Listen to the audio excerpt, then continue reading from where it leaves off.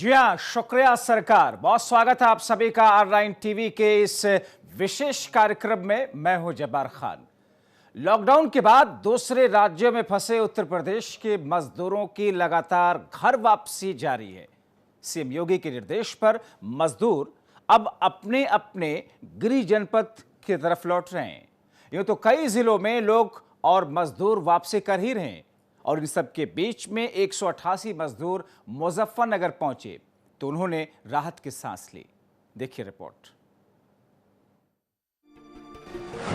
CM योगी की मुहिम ला रही रंग, लौटने लगे प्रवासी श्रमिक। मुजफ्फरनगर पहुंचे 188 मजदूर। 7 रोडवेज में मजदूरों की घर वापसी।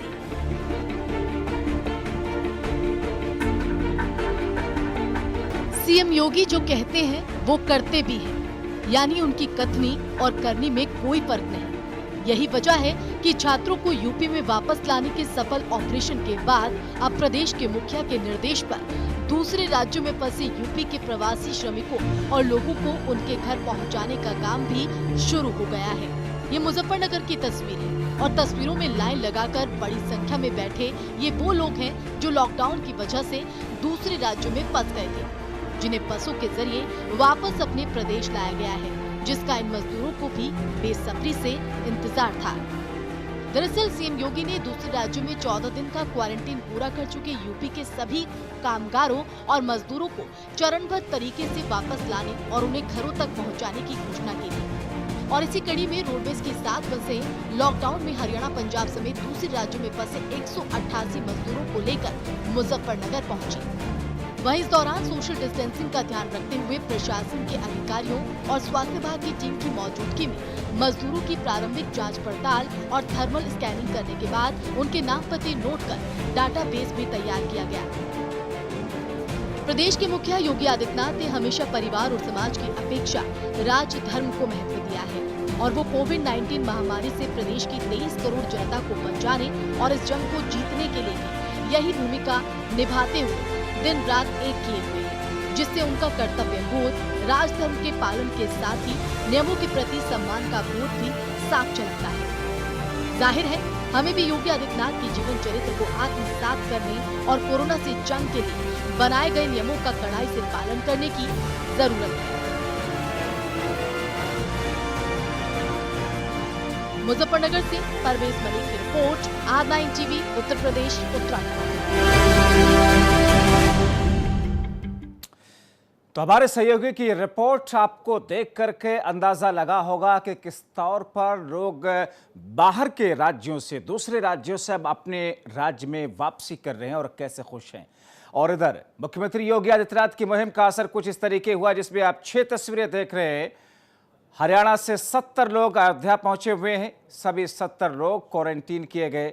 सभी राज्यों से लोगों की वापसी इस वक्त हो रही है और कुछ इसी तरीके से अयोध्या से लेकर के महाराजगंज के साथ साथ बिजनौर में बाहर से काम करने आए मजदूरों को घर भेजा गया।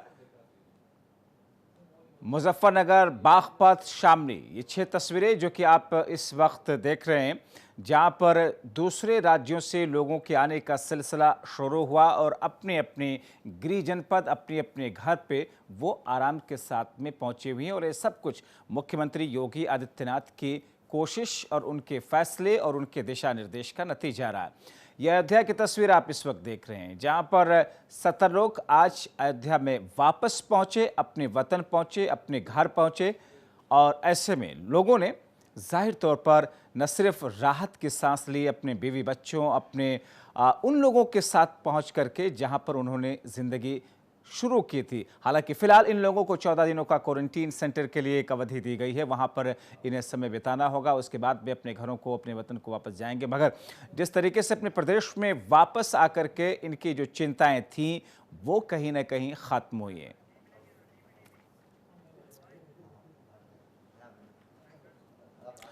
बिजनौर में बाहर से काम करने आए मजदूरों को घर भेजा गया है और इन सभी मजदूरों को किसी तरह की दिक्कत ना हो, इसके लिए प्रशासनिक अधिकारियों ने सभी तरह के इंतजाम भी कर लिए थे। बस अड्डे पर स्वास्थ्य विभाग की टीम लगी हुई थी। आपको बताएं कि इन मजदूरों को स्वास्थ्य परीक्षण करने के बाद ही उन्हें उनके घर के लिए रवाना किया जाएगा। साथ ही इन मजदूरों को रास्ते में किसी भी तरह की दिक्कत ना हो, इसके लिए प्रशासन ने खाने पीने का इंतजाम भी किया था।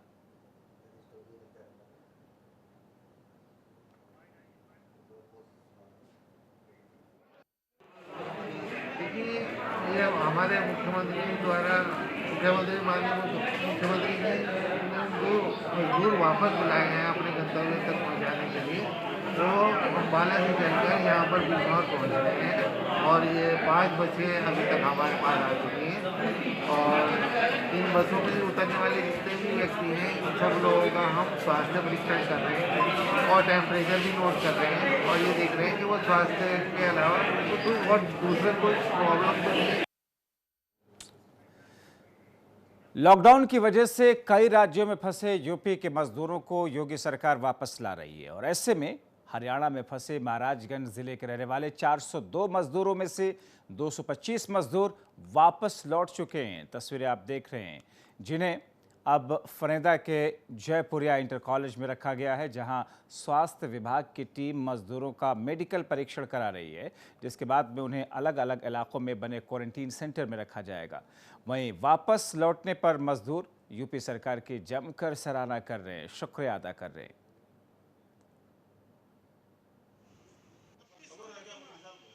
हरियाणा राज्य से 16 बसों के माध्यम से अपने जनपद की 402 व्यक्तियों को यहाँ पर लाया जा रहा है 16 बसों के माध्यम से। इसमें से 9 बसें अब तक पहुँच चुकी हैं। आनंदराम जयपुरिया इंटर कॉलेज को बनाया गया सेंटर, सॉर्टिंग सेंटर। यहाँ पर सभी बसें आएंगी, उनसे उनका उतार कर उनका मेडिकल होगा। मेडिकल होने के बाद उनकी ब्लॉक वार सॉर्टिंग की जा रही है। हर ब्लॉक के लिए कमरे आवंटित कर दिए गए। उस कमरे में उनकी स्क्रीनिंग करने के बाद बैठाया जा रहा है। फिर बसों से उनको ब्लॉक वार जो विद्यालय चिन्हित हैं क्वारंटीन सेंटर के रूप में, वहाँ इनको। तो हरियाणा से महाराजगंज के लिए वापस आए इन मजदूरों को कुछ इस तरीके से इनका चेकअप किया गया और फिर उसके बाद में जो आगे की पूरी प्रक्रिया सरकार ने अपना रखी है, जो सिस्टम बना रखा है, उसका पालन करते हुए इनको उन स्थानों तक पहुंचाने की जो पूरी कवायद है उसको आगे बढ़ाई गई। तो उत्तर प्रदेश के वो लोग जो कि दूसरे राज्यों में हैं, उन सभी लोगों को लाने की कवायद तेज़ी से आगे बढ़ती हुई इस वक्त दिख रही है।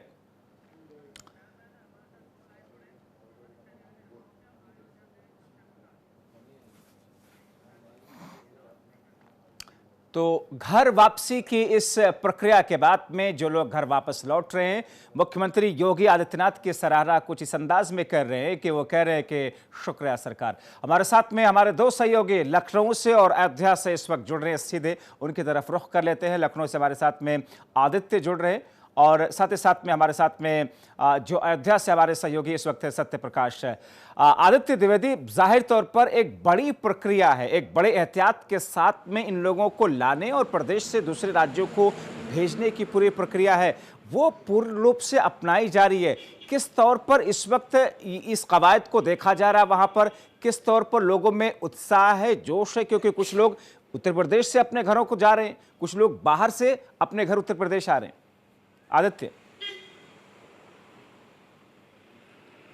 देखिए, जब बात मुख्यमंत्री योगी आदित्यनाथ की यदि हम बात करें तो इन्होंने लगातार जैसे ही ये कोरोना का आपदा आई है वैसे ही लॉकडाउन शुरू हुआ और लॉकडाउन के रहते उनके जो डिसीजन आए हैं वो एक पर एक डिसीजन ऐसे आदर्श साबित हो रहे हैं जो कि कहीं ना कहीं अन्य प्रदेश उसको मानने को तैयार हो रहे हैं। इसी क्रम में जब आप याद कीजिए, जब दिल्ली से पलायन कर रहे थे लाखों की संख्या में मजदूर, तब योगी ने खुद मोर्चा संभाला और वो खुद नोएडा पहुंचे और वहां से सभी पलायन करने वाले मजदूरों को, कामगारों को अलग अलग जिलों में उनको क्वारंटाइन किया और उसके बाद जब उनके 14 दिन का वो पीरियड पूरा हुआ, उसके बाद उनको अनाज दे करके 21 दिन का उनके जनपद भिजवाया गया, वहाँ पर भी वो क्वारंटाइन किए गए।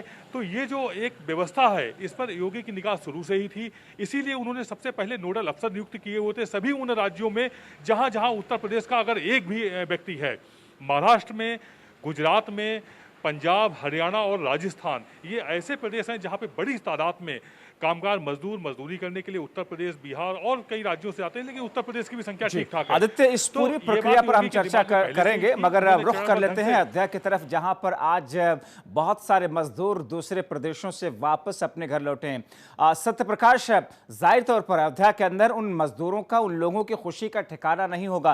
क्या पूरी प्रक्रिया है अयोध्या पहुंचने के बाद में उनके घर पहुंचने के बीच की प्रक्रिया? जी हाँ, बिल्कुल। जिस प्रकार से जो है आज जो हरियाणा से चलकर 70 लोग अयोध्या पहुंचे हैं, ये पूरी प्रक्रिया के तहत जो है प्रशासन ने पूरी व्यवस्था कर रखी थी इसको लेकर।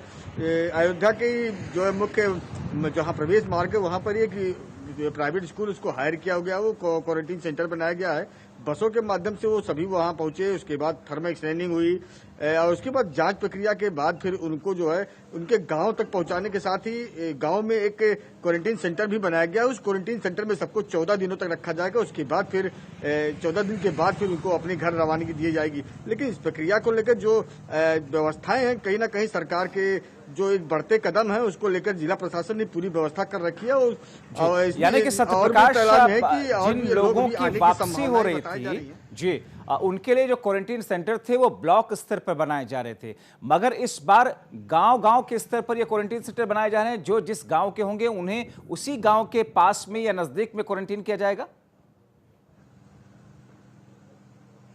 जी हाँ, बिल्कुल। जिस प्रकार से जो है क्वारंटीन सेंटर जो एक बड़े पैमाने पर भी जल्द ही जो है जिला प्रशासन ने जो है 2 दर्जन से अधिक क्वारंटीन सेंटर बनाए हैं। और कहीं ना कहीं इसका ये साफ रुख होता है कि जो बाहर से लोग आएंगे उनको उनके गांव के पास में ही रखा जाए, जिससे कि 14 दिन के बाद फिर वो अपने घर को लोग पहुंच सके। और उनके जो घर के लोग जो इतने दिन से लगातार बेकाबू थे कि हमारे लोग बाहर फंसे हो, तो कहीं ना कहीं उनको एक राहत मिलेगी कि कुछ लोग हमारे घर के पास में ही है, आ गए हैं और 14 दिन के बाद उन्हें घर वापस मिल जाएगा। इसको लेकर देखते हुए जिला प्रशासन ने पूरी तैयारी कर रखी है। और भी जिस तरह से और भी लोग आने जो वाले हैं उसको लेकर और भी क्वारंटीन सेंटर बनाए गए हैं। कितनी ऐसी संख्या होंगी अब तक पहुंचने की? जी, जानकारी आ रही थी कि करीब 70 के आसपास मजदूर वापस अयोध्या पहुंच चुके हैं। कितनी ऐसी तादाद अब तक बताई जा रही कि इस वक्त तक कितने लोग पहुंचे हुए होंगे और कितने अभी बाकी होंगे अयोध्या की, कोई आंकड़ा? जी, 70 लोग अयोध्या पहुंच जी बिल्कुल 70 लोग लगभग अयोध्या पहुंच चुके हैं जिनको क्वारंटीन कर दिया गया है। लेकिन वही प्रशासन अभी और भी सामने कर रहा है कि कहीं ना कहीं भी और संख्या बढ़ सकती है। अभी और भी लोग अयोध्या पहुंचेंगे, उसको लेकर पूरी तैयारियां कर ली गई हैं। क्वारंटीन सेंटर में जो है नोडल अधिकारी के साथ साथ अन्य व्यवस्थाएं भी कंप्लीट कर ली गई हैं, जिससे कि कोई भी आएगा तो उनका थर्मल स्कैनिंग अन्य जांच प्रक्रिया के बाद उन्हें क्वारंटीन किया जाए। इसको लेकर प्रशासन जो है पूरी तरह सतर्क है लगातार। और कहीं ना कहीं दूसरी तरफ जो लॉकडाउन है, लॉकडाउन को लगातार पालन कराया जा रहा है। पूरे बाजारें बंद हैं, पूरे अयोध्या पर नजर जमाए हुए हैं अयोध्या से। जी, हमारे साथ में आदित्य भी हैं। आ रहा हूं वापस आपकी तरफ सत्य प्रकाश। आदित्य, यानी कि एक ऐसी व्यवस्था है जो कि आगे अभी कई और दिनों तक चल सकती है। क्या कोई आंकड़ा दिया गया कि प्रदेश के कितने ऐसे मजदूर होंगे जो दूसरे राज्यों में रह रहे हैं? कितना वक्त अभी लगेगा, कितना समय अभी इंतजार करना होगा इस पूरी प्रक्रिया के अंदर?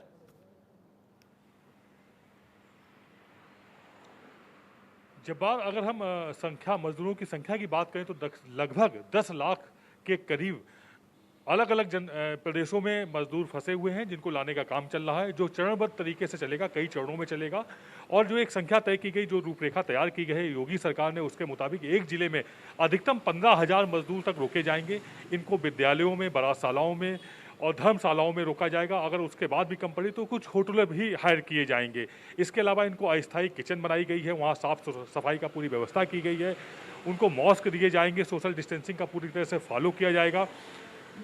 मजदूर क्रमबद्ध ढंग से उत्तर प्रदेश में लाए जाएंगे। अलग अलग जिलों में जो संबंधित जिलों के होंगे उन जिलों में मुख्यालय बना करके उनको क्वारंटाइन किया जाएगा।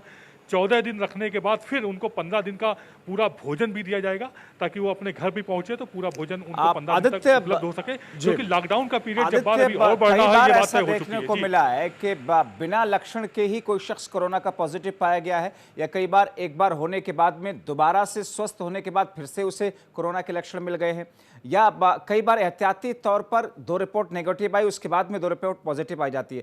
क्या 14 दिनों के क्वारंटीन करने के बाद में उनको उनके घर वापस भेज दिया जाएगा, या फिर कोई और प्रक्रिया बीच में अपनाई जाने की बात कही जा रही है एहतियात के तौर पर?